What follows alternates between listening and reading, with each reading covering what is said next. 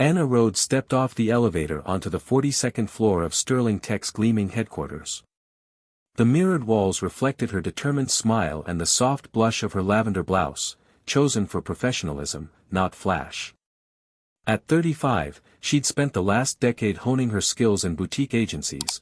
Today she interviewed for the brand strategist role, unaware that her own husband, Jonathan Rhodes, was the company's founder and CEO. The automatic voice announced, "Executive Suites, floor 42. Anna smoothed down her tailored skirt and approached the reception desk, where a young assistant in a perfectly pressed black blazer tapped at her touchscreen. Her chestnut hair was pulled into a flawless bun, Sterling Tech's unspoken uniform. "Good morning," Anna said, voice calm despite a flutter in her chest. "I'm here for the 10 a.m. meeting with Mr. Peters for the brand strategist position, under Rhodes." She offered her resume, printed on heavy ivory stock. The assistant's blue eyes flicked over the name, Rhodes, without registering the marital implication. "Please have a seat. He'll be with you shortly." Anna nodded, sliding into one of the slate-gray lounge chairs. Around her, glass walls revealed teams collaborating over touch screens. The hum of innovation was almost musical. She clutched her leather folio and took a deep breath, focusing on why she'd applied without telling Jonathan, to earn this role on her own merits.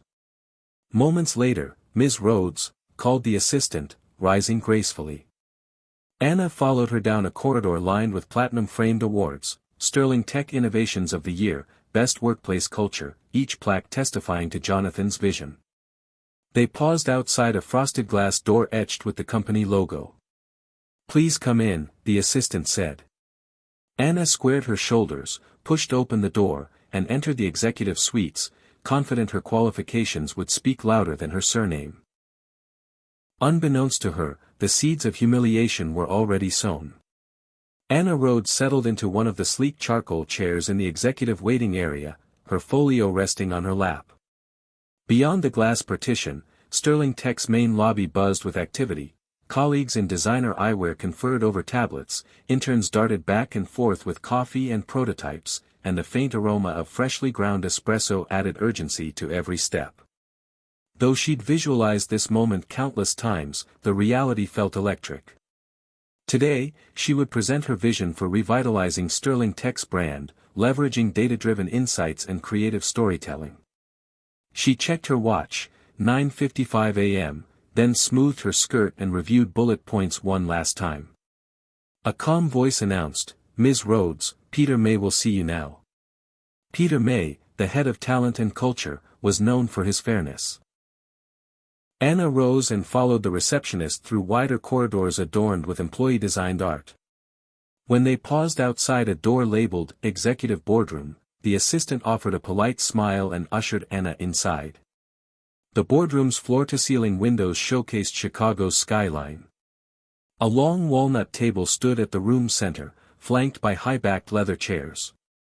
On the table lay crystal water glasses and slender tablets.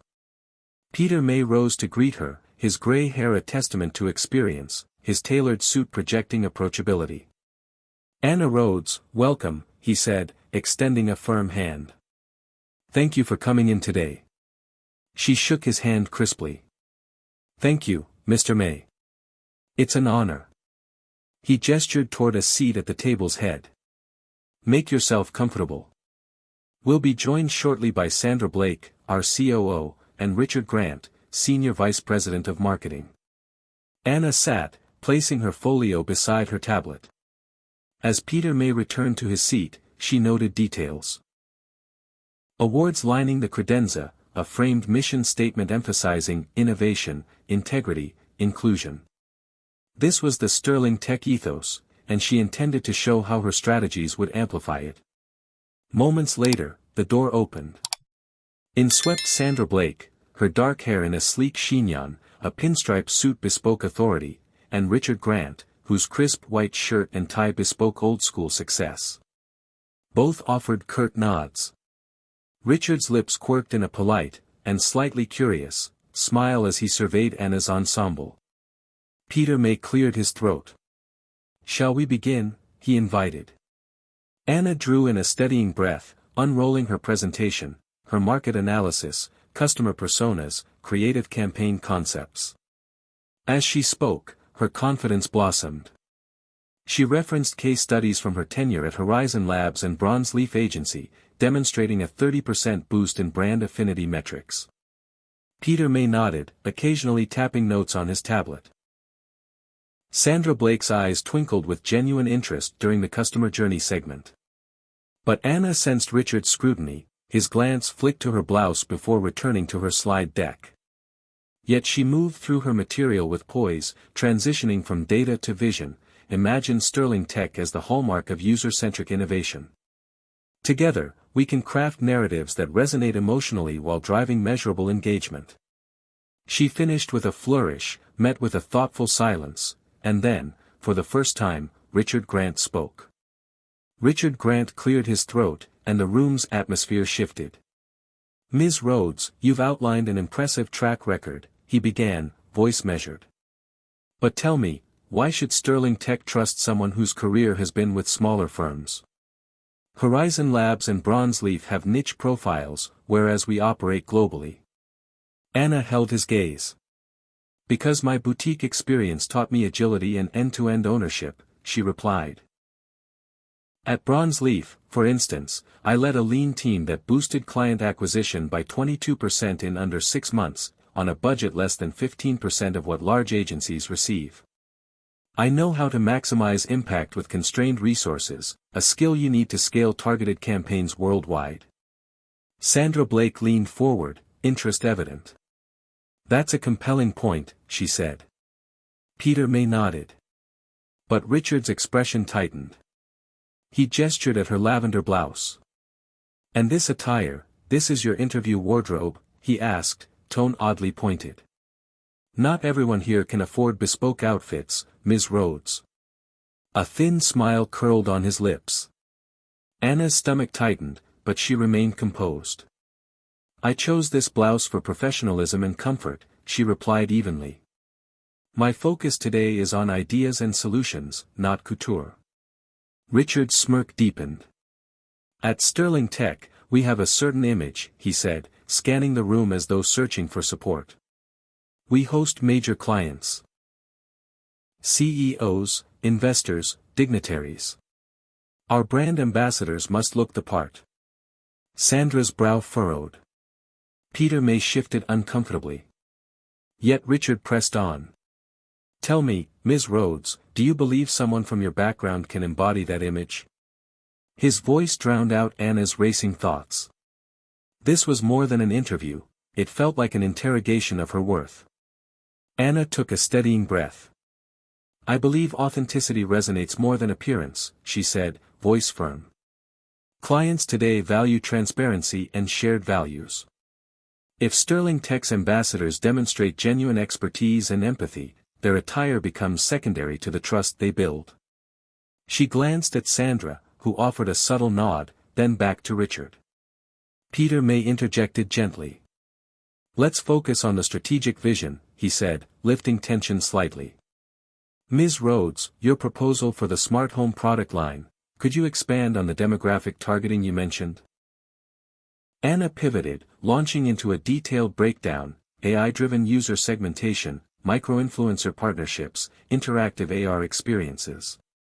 As she spoke, the room quieted. 20 minutes passed in a flurry of charts and case studies. Sandra's eyes lit up at the financial projections, Peter May's tablet glowed with notes.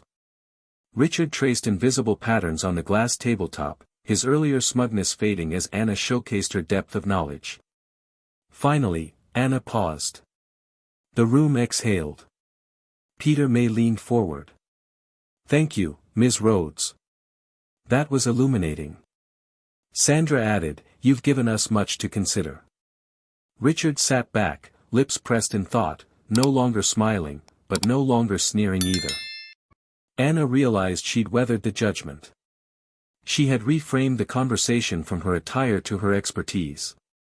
As she gathered her folio, she felt a quiet triumph. Sterling Tech might look like a bastion of polish, but her vision had cracked its facade, revealing the substance beneath.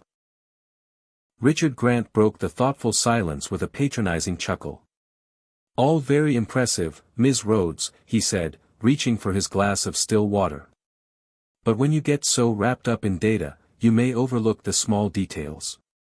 He sighed theatrically, tilted the glass, and deliberately let it slip. A cold torrent cascaded across Anna's lavender blouse, the spun silk fabric clinging instantly to her skin. Her breath caught. The executives, Peter May and Sandra Blake, gasped in unison. Richard's smirk widened as he set the glass aside. "Oops," he drawled. "How careless of me." Anna sprang to her feet, portfolio raised protectively. I'm so sorry," Richard offered, voice syrupy. He made no move to help, instead raising an eyebrow at Peter May. Peter leapt up, pulling a wad of linen napkins from the table. "Here," he said, handing them to Anna. His eyes avoided hers, discomfort visible. Sandra cleared her throat, carefully stepping back. "Accidents happen," she said with brittle professionalism. "But perhaps this environment isn't best suited to demonstration." Her gaze flicked to Anna's soaked skirt. "We expect our team members to maintain a polished presentation." Anna dabbed at the stain, heat rising to her cheeks. "May we continue?" she asked, voice trembling. Sandra shook her head, exchanging a glance with Richard. "I'm afraid not." Richard folded his arms, tone final. "Sterling Tech upholds certain standards in client interactions. We require brand strategists who embody our image, inside and out."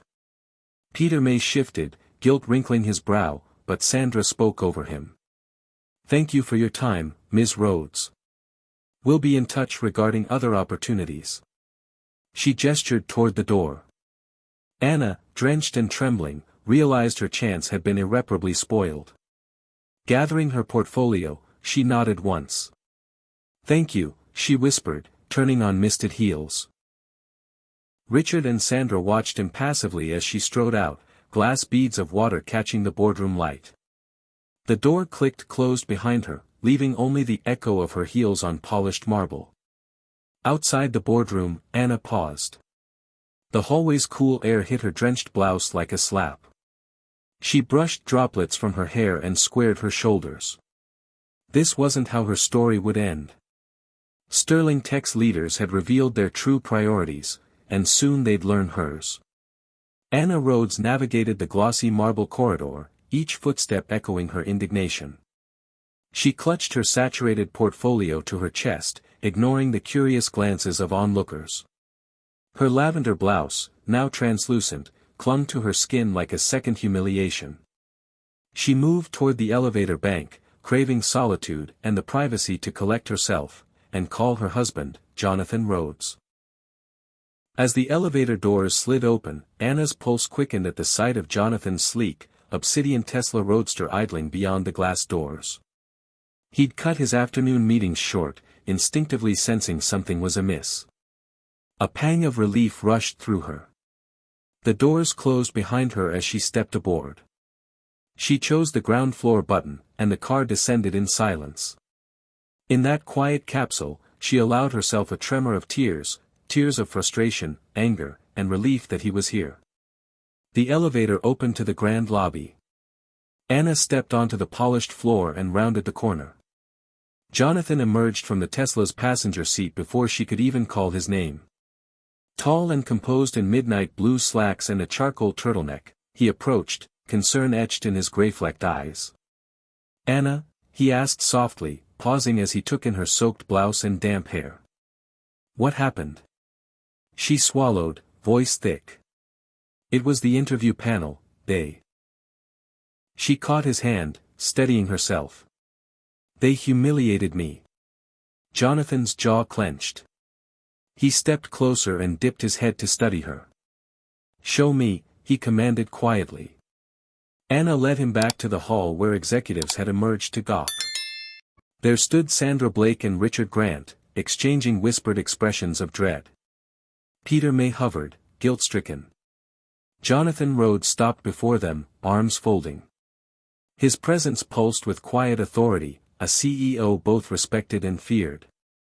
Sandra and Richard straightened, backlit by the lobby's chandelier glow. Peter May's lips trembled.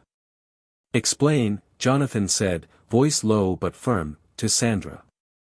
"Why does my wife look like she's been assaulted by your colleague during her interview?" Sandra swallowed. "Mr. Rhodes, Ms. Rhodes, your wife, was drenching," she began, but Jonathan cut her off. "No," he said, his tone ice. He stepped forward. "Ms. Rhodes was soaked by your careless actions, behind the veneer of sterile professionalism." He turned to Richard. "And you," he added, voice rising, "decided my wife didn't fit your image standards and dismissed her?" Richard opened his mouth, but no words came. Patrons in the lobby fell silent. In that moment, Sterling Tech's polished mask cracked. Jonathan's next words carried to every corner, "This behavior is beneath the values I built this company upon." He turned back to Anna. "Are you all right?" Anna nodded, drawing strength. "I am now," she said softly. He offered his arm. "Let's go somewhere we're truly welcome." For a heartbeat, Sandra, Richard, and Peter remained frozen, realizing they'd misread the road's name. As Jonathan guided Anna toward the exit, the lobby watched in stunned reverence. Jonathan Rhodes escorted Anna Rhodes down the quiet marble corridor toward his corner office. Their heels tapped in unison as he conferred quietly, "Tell me exactly what they said." Anna recounted the pointed snipes about her attire, the disparagement of her boutique agency background, the calculated water spill, and the final dismissal. Jonathan's expression grew darker with each detail. "This isn't Sterling Tech's way," he said, voice low but resolute. "They've betrayed everything we stand for." Anna's eyes gleamed with determination. "I wanted them to judge me on my ideas," she replied. "Now they'll have to answer directly to you." They paused outside the director's office, its frosted glass door marked, "Jonathan Rhodes, founder and CEO." Jonathan took a steadying breath and enveloped Anna's hand in his. "Ready?" he asked. She nodded. He pushed open the door. Inside, three executives, Richard Grant, Sandra Blake, and Peter May, stood clustered near his desk, their confidence drained. Each bore an expression of dawning horror as Jonathan entered with Anna at his side. Jonathan closed the door with deliberate calm. "Sit," he said to the trio, nodding toward leather chairs opposite his desk. They sank in, unease palpable. Jonathan settled behind his desk, Anna standing slightly to his right. "You have 10 minutes to explain why you humiliated my wife, under my own roof," he began, eyes locking on Richard first. Richard swallowed. "Mr. Rhodes. I apologize, Jonathan held up a hand. "No excuses. This was no accident." He leaned forward. "The water spill? Deliberate. The comments about her image? Bullying. Dismissing her qualifications? Unforgivable." His words landed like gavel strikes. Sandra opened her mouth. Jonathan turned to her. "You're the COO. It's your job to uphold our culture, not scour candidates for superficial flaws. Explain yourself."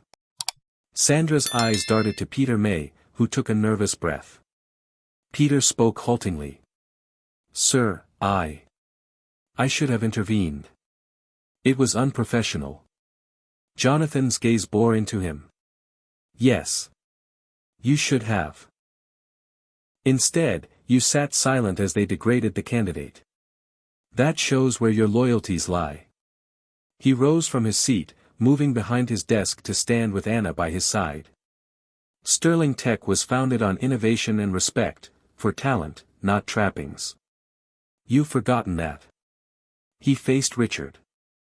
"And you, Mr. Grant, marketing should be about values and vision, not elitism and exclusion." Richard's shoulders sagged. Jonathan's tone softened only slightly. "You've built a toxic dynamic. So effective immediately, you're all suspended pending a full review of your conduct and the broader hiring practices you oversee. The three executives exchanged alarmed glances. Anna crossed her arms. I applied because I believed in this company, she said quietly.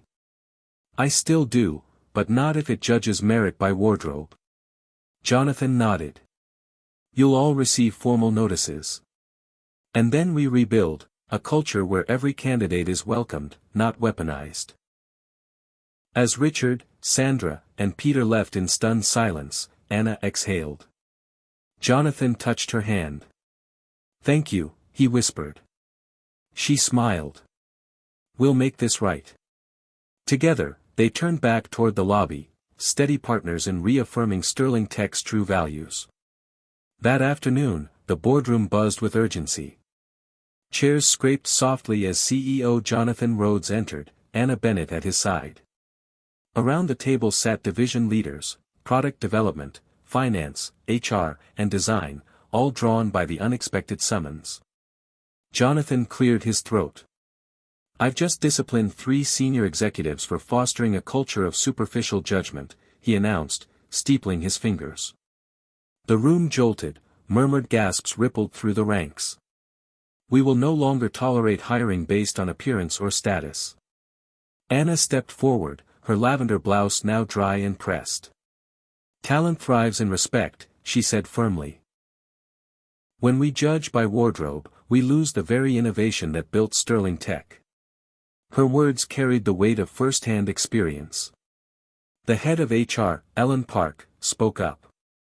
We need new protocols, she said, unfurling notes. Structured interview rubrics, bias awareness training, and blind resume reviews.